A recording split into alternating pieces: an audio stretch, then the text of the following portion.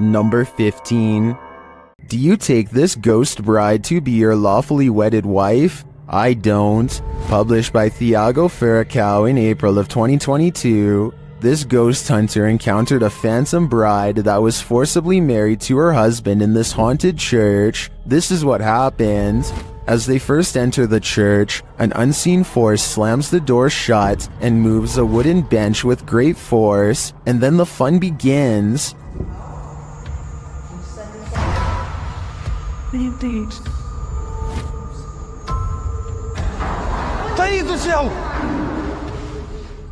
The bride is first seen as they are attempting to communicate with her using a spirit box. Watch the door carefully in the background. A pale figure passes slowly. The pair don't notice it.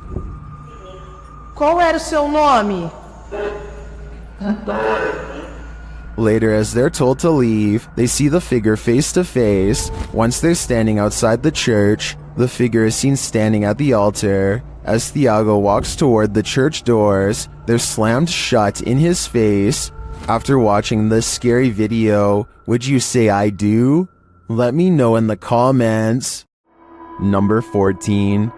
A ghost hunter named Zaphod Bebley Brox is at the Hill House Manor in Gainesville, Texas. When they get activity on their equipment, the rules of communication are 1 blank for yes and 2 blanks for no, but this spirit presses no many times over when asked if it is an older man. Are you the male that just came back in here? No, it's a little girl.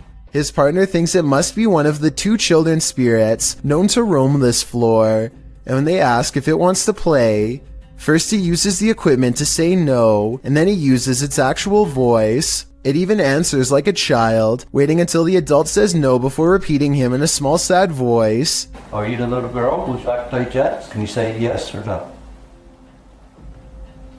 Balls? No.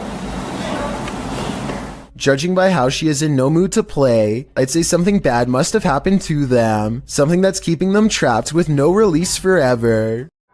Number 13. Maddie and Elijah are ghost hunting with a guide named Eric in an old asylum that has over 80 rooms of horror to investigate. Let's talk about this door. They think somebody scratched at it for hours, and I think that's what it looks like, but I seriously hope it's termites. To support their theory, these scratches at 10 minutes and 55 seconds do look like someone took their nails to the wall, as well in a fit of madness. Later, they hear this distant moan. I definitely think this sounds like a person, but let me know if you can think of some other explanation. So that's it. What the f***? Did you hear that? No? So that's creepy, but what I want to talk about more than anything is what happens after Elijah makes the mistake of holding a haunted bridal doll. This crazy noise is the spirit's response to being asked what her name is. It sounds wicked and definitely like nothing I'd want to be in the same room as.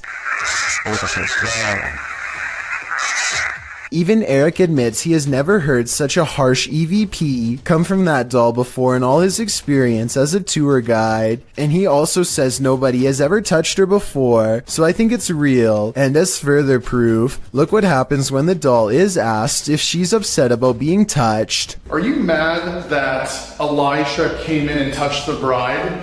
Judging by this paranormal ripple effect of negative energy caught on camera, I'd say yes, she was. Number 12.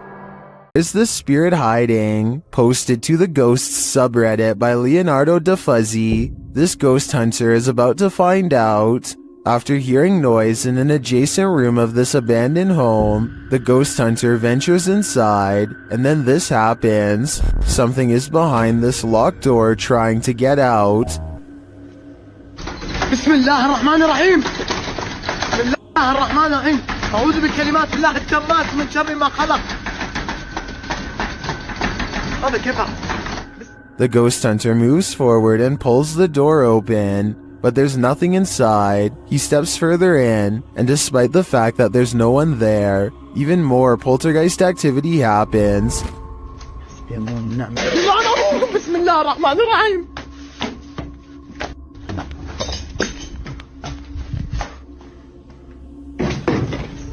Scaring him out of the room. He returns only for the same thing to happen again.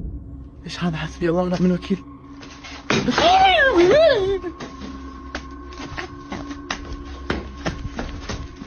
As many in the comments note, this video is from YouTuber Adventure Allah, and most agree that it's one of the most realistic hauntings they've seen. Is it real or just all camera angles? Redditor Nav in Person has another theory. They wrote, it's just the house settling. I think we can all agree that the other explanation is a tad more exciting. Number 11. When ghost hunters are distracted by EVPs, they might be missing the obvious right over their shoulder. Posted to the Chills Narrator subreddit, Alex Paranormal TV explains that when this occurred, they were receiving activity in that area via a K2 meter and spirit. He writes, keep in mind we check around to make sure the location is empty before investigation, and this place is in the middle of nowhere. The footage shows one of the investigators trying to communicate with the afterlife through the spirit box. As he asks the spirit and implores him to communicate, the man filming hears a bang. The other ghost hunter turns around to look over his shoulder, completely missing a full-figured shadow that crosses in the room beyond, over his other shoulder. Is this the spirit these investigators are communicating with? If so, he's doing more than speaking. He's come for a visit. Number 10. The San Antonio Cemetery in Texas could be one of the scariest places in the world to go exploring if this video is real. A ghost hunter from the Paranormal Journal stands in total darkness when some creepy things are caught on camera, and despite the lack of light, what he experiences is downright terrifying.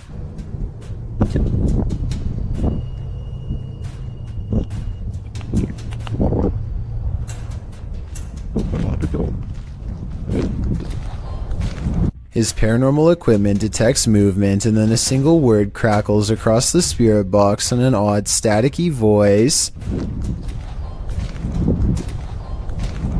He never shows us exactly where he positioned the motion detection equipment, so it could be detecting his movement or a gust of wind for all we know. But here's something weird. If you look closely, there is a strange phantom light at 29 seconds, the same moment that the motion detection alarm goes off, that soon fades away. I would say there's another investigator, but I think that he might have been exploring the haunted cemetery all alone that night. If so, I have no idea what this light is, and even if it was a member of his team, that still doesn't explain the odd voice moments later that says hello.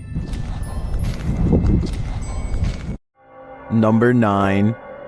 Franco TV is one of the few ghost hunters I've come across who isn't afraid to investigate solo. In fact, he prefers it. Charging into the middle of the action and staying put is his style. Rarely does he run. On September 7th, 2018, Franco TV goes to an abandoned house that's way out in the Florida forest. I can't tell you the exact location, but I can tell you the name, the Edison House. What's inside leaves him a sweat-soaked mess. The address is so secret that he had to track down some of the previous owners to find it, and since no one can stand living here for more than a few months, there were plenty of previous owners to choose from. It was accidentally built over a gravesite according to them, and that's all they will say because it's so cursed that just talking about it could possibly bring about years of misfortune. None of this concerns Franco enough to keep him from going inside. Through the condemned doors, a trashed interior that fills the investigator with the type of dread that burns stronger with every step. Everything about it feels off and wrong in a way he can't explain.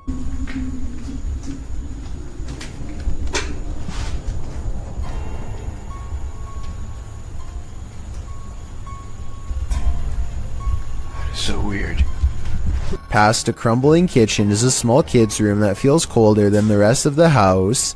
And as he's reading but not adhering to the simple instructions on the wall, Get out. he hears the giggle of a child. The laughter comes from behind him, practically in his ear, and he turns against a wall with a mysterious red stain that looks like it's squirted out of someone's neck. Across from him, this witch-like face appears against the window. It's most visible at approximately 3 minutes and 12 seconds, eyes and all. Undeterred, He goes to where it was standing and looks inside the room he was just in. As he's doing this, the same face now regards him through a crack in the doorway at 3 minutes and 40 seconds. It doesn't look like it's part of the door, but I guess it could be. The upstairs is cramped and uncomfortably hot. Down the hall is a red handprint that could belong to a child, except it's too high up on the wall. Perhaps they were struggling with someone trying not to be carried into this room. As Franco stares into the room, dozens of comments point out this figure staring back out at him from within the closet, just like the far wall says. I couldn't really see anything at first, but when I did, I suddenly wished I didn't try so hard. Something's there. Franco doesn't spend much time in this room because he gets an especially bad feeling, but one thing I noticed was this jet black spirit orb float up towards him and disappear. That's not a bug. The anxiety he gets from the second floor is a little too much, even for him, and look what happens when he goes back downstairs. I'm hearing all sorts of noises everywhere, and I don't have no cover at all, and I'm in the middle of the forest. So that's kind of like one of the reasons why it's going to be a little bit weird for me, because I can't deal with that. This just so happens to be one of the only times he films behind him, so maybe this part is set up. Anyway, this was back when a supernatural challenge called Charlie Charlie was popular, and so he decides to play around before calling it quits. He sets up 2 pencils and waits for the ghost to respond. Is there anyone in this house right now?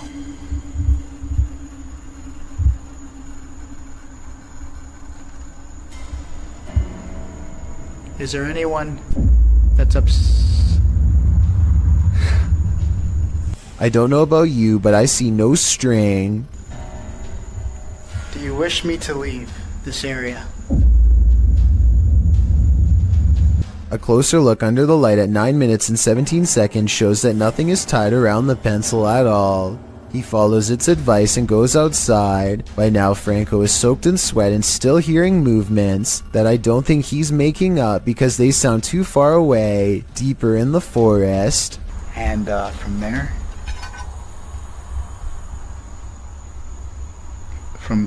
from there, I'm gonna head home. After that, I'm done.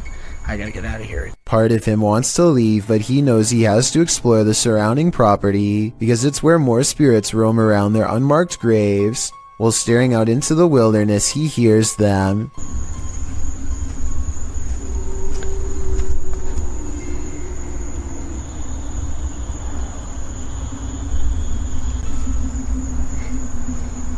What the is that? It's not traffic because there's no roads out here, and exactly 2 seconds later it's accompanied by a voice warning him never to return. Holy Advice that Franco TV decides to take as he walks away from the Edison house with the blank, horrified stare of a man who has been shown far too much. Number 8. Submitted to the Chills Narrator subreddit by Hunting the Haunted, this ghost hunter captured something startling after sitting in the Devil's Chair, which is an urban legend that is likely dated back to ancient folklore. It's a statue of a chair or bench found in graveyards. Let's watch his submission. Wasn't even planning on stopping by until I seen that it was really close to us. So I figured I'd stop and check it out.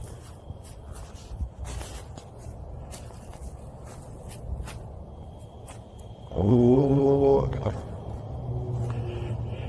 Yeah, they said that, he sat in this chair. I can clearly hear a sad moan. Is something in this graveyard upset with his choice to sit in the Devil's Chair? I think he should leave before things escalate.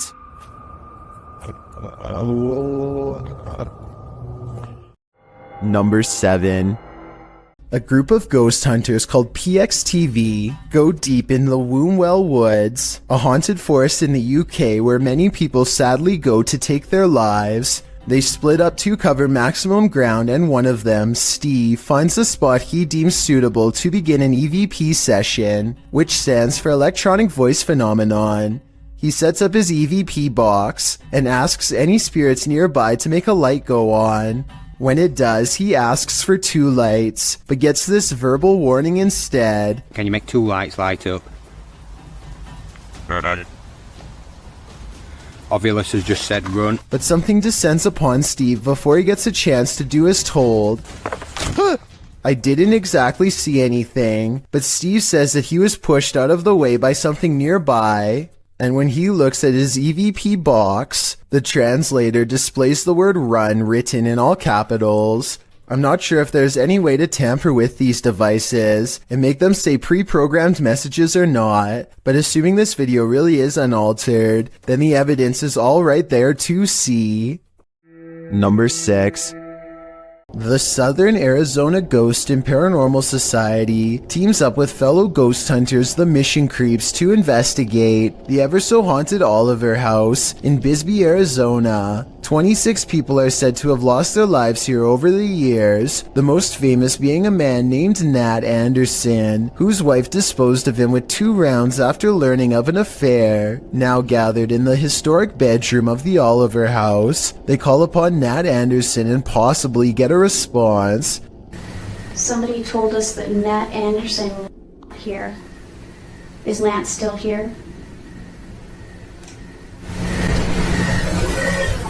This is one of the clearest paranormal voices I've ever heard. It sounds distinct, yet in the same room as them. I'm wondering if this was edited in, and I'm especially looking for the opinion of any sound technicians. Here it is one more time.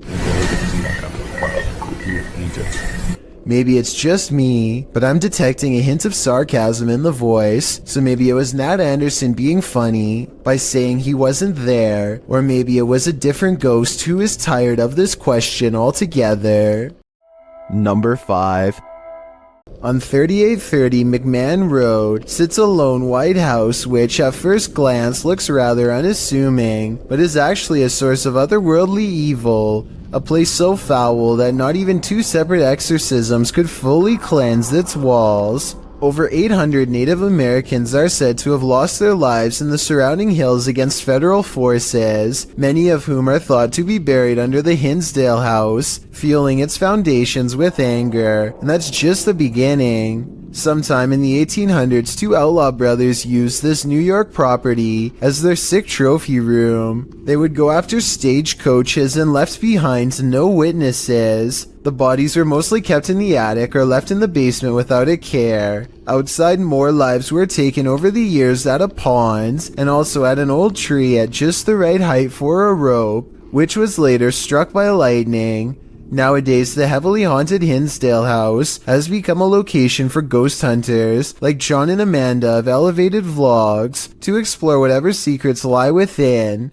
John and Amanda are amateur ghost hunters without much paranormal experience, so their reactions are about as raw as it gets.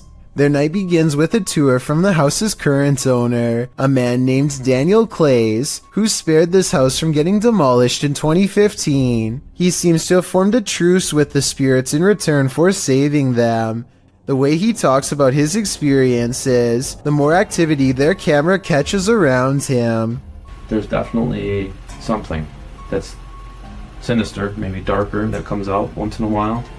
But your best thing is to just ignore it and move on and go do something else. We're just standing in the kitchen and we had a camera on ourselves and they were talking about the exorcism this, exorcism that. And Daniel leaves them to explore the house on their own. And just kind of do a little explore before we sit down anywhere. And Did you hear that? They also hear this noise, the sound someone makes with a hand over their mouth. but he said he has experienced somewhat of something dark here. Experience. They enter the room of Mary Dandy, the youngest daughter of a family who lived here during the 1970s, and find bugs on their backs, legs up. An odd characteristic that the room has become known for. An entity has attached itself here, something foul enough to attract flies and send them lifelessly to the floor without its presence. Or maybe these flies were placed here by Daniel to fool John and Amanda. Either way, the activity only seems to increase ever since standing in Mary's room. I think something runs ahead of them down the stairs into the basement. Maybe the final steps of someone trying to get away during a terrible event. Most people that check this place out will come with a team. Oh yeah, I'll go down first so you can show them this really cool. Did you hear that? What was that? And when they try to communicate with it, a scared little girl's voice comes across the airwaves. Are you okay with us staying here tonight?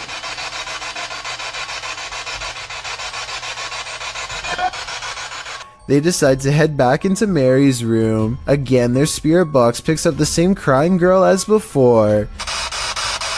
Are you okay with us being in this room?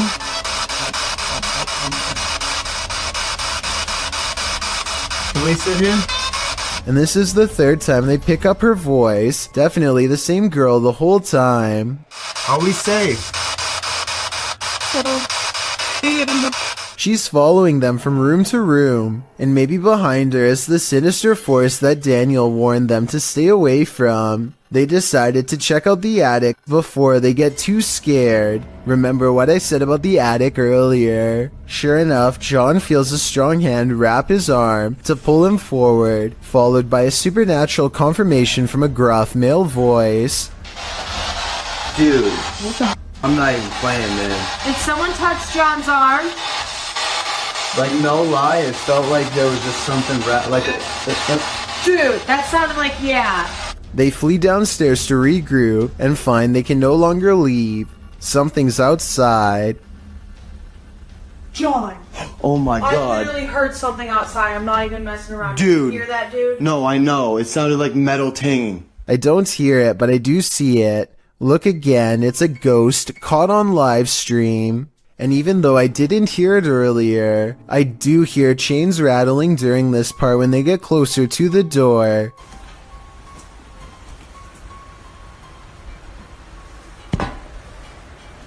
What's that noise?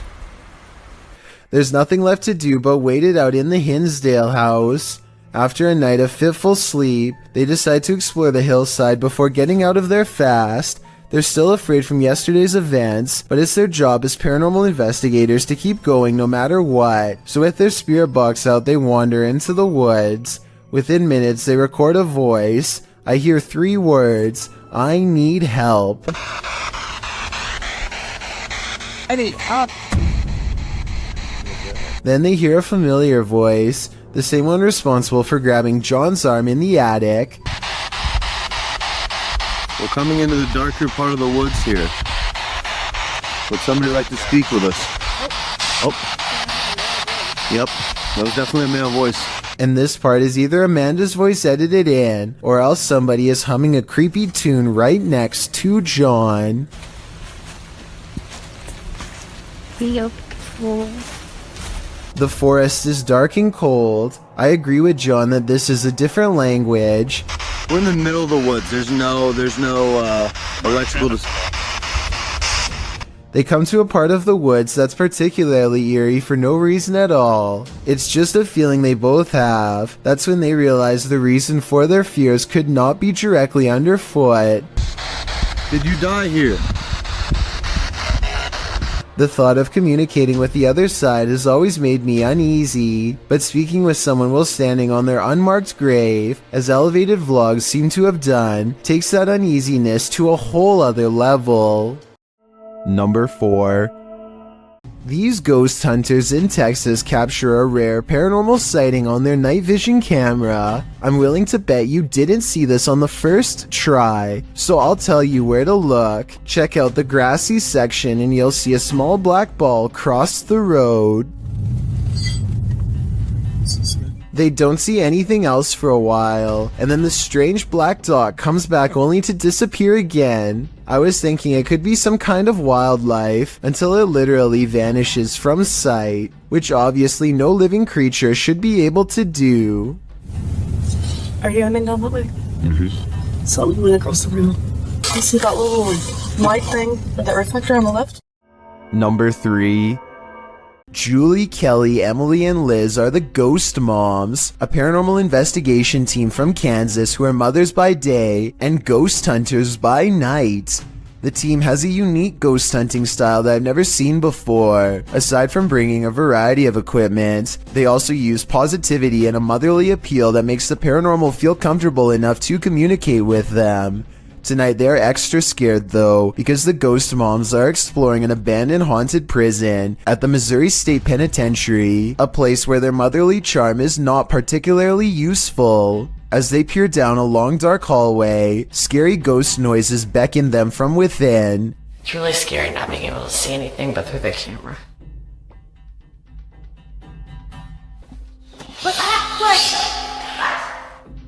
Here it is again with the sound up, the supposed creepy voice caught on tape. It could be a ghost EVP, or it could be something else like a bat flying away. It's hard to say which. They set up motion detecting paranormal equipment in the area where they heard the noise and apparently are able to convince a ghost to come out of its cell. Can you touch that ball? Oh, what? Touch the light? Do you live here? Oh, thank you. Here, let go. Oh my gosh. A scary, loud noise from another cell demands their attention, and so they place a music box on the floor to see if anything is there. Why is it speeding up? It's speeding up. It's stopping. He's really joking. Oh, it's really weird. They are scared because somebody has to be turning the handle to make the music play faster, and as you can see, none of the ghost hunters are near the object. It goes faster by itself. Why is it doing that? Oh, the REM pod's going off, Julie. REM pod just went off. Their equipment detects a ghost in the hallway when none of them are anywhere nearby, so that's bizarre to say the least, if not paranormal. Maybe it was a rat running by, but I think we all know it was probably a spirit. After the ghost moms split up to go exploring each haunted prison cell for more paranormal evidence, one of them hears what they think is a scary whispering voice, followed by a fit of laughter. Was it an EVP, or was it one of her fellow ghost hunters? Hear it.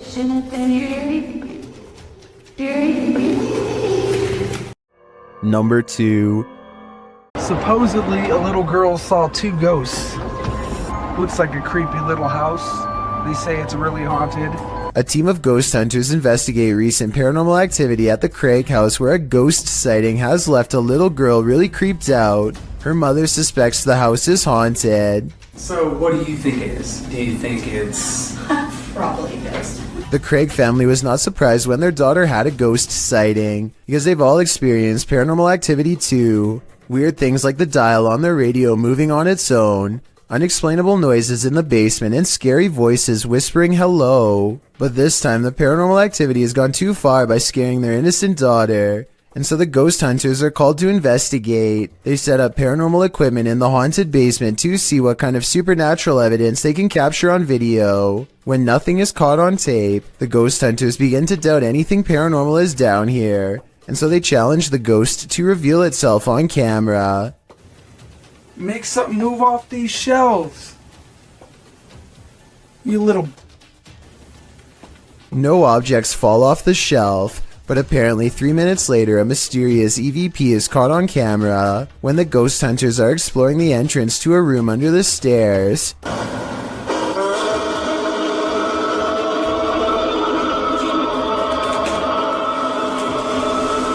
Keep in mind that paranormal equipment has been dormant for 25 minutes until they come across this hidden room, which appears to be empty, and when they open it, all of their equipment mysteriously turns off and needs to be restarted. So I think they've let out something paranormal. As ghost hunters, it is their job to replicate the results, so as to provide the best paranormal evidence possible, which in this case means standing outside of the small space and taunting the ghost some more. Bring it to me. I'm going inside this little room.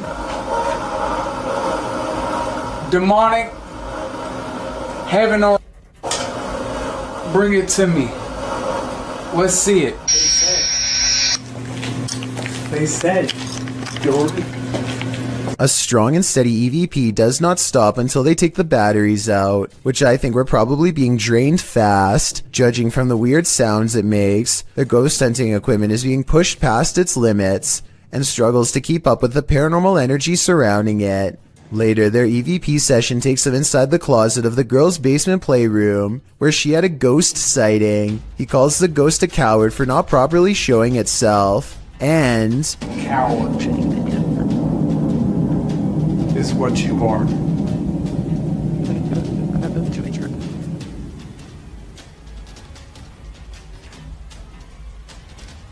if you look behind him, an object seemingly moves on its own, or maybe he hooks it with his finger. It's kind of hard to say. Did you not see it move by itself? Yeah, but it's gotta be better than that. I gotta see it move by You itself. still don't believe? Not really. Either way, this is probably one of the few videos I've ever seen where the ghost hunters argue about whether this scary moment is paranormal or fake, so let's help them figure it out. I think it was probably real because earlier, he did at some point ask the ghost to move an object to prove it was real. What is going on here? There must be a story to explain what is happening here. What's interesting about this image is the horror it showcases. I'd be staying far away from this thing, and that's a promise. This image is currently trending in the Hindi-speaking YouTube community. I came across it on a popular YouTube channel that creates content in this language, and I wanted to share it with you. It's a great example of how unique elements of horror can be found all around the world, each with its own twist. So, what do you think is going on here? And more importantly, do you think it's real or just a clever effect? Let me know down in the comments. I've got a challenge for you. Since you've made it this far, why not like this video and hit subscribe in the next 5 seconds? Because I upload 4 new scary videos every week. If you're curious about what I look like in real life, then go to my Instagram at DylanIsChillinYT and tap that follow button to find out. Number 1. Here's a vintage ghost video taken back when most people did not know how to edit anything at all. A ghost hunter travels to an abandoned house in Virginia on a road in the woods with no streetlights and no neighbors. A CCTV system is set up, which looks old-fashioned by today's standards but was state-of-the-art back in 2002, and at 8:13 at night, this pale ghost in the window is caught on camera. The ghost in the window is not the investigator. He's standing behind the camera adjusting it at the time. According to him, this window is 7 feet off the ground with no way for anyone to get up there in the first place. I was thinking it was a passing car, but he says the street was quiet as always, so maybe it was an apparition after all.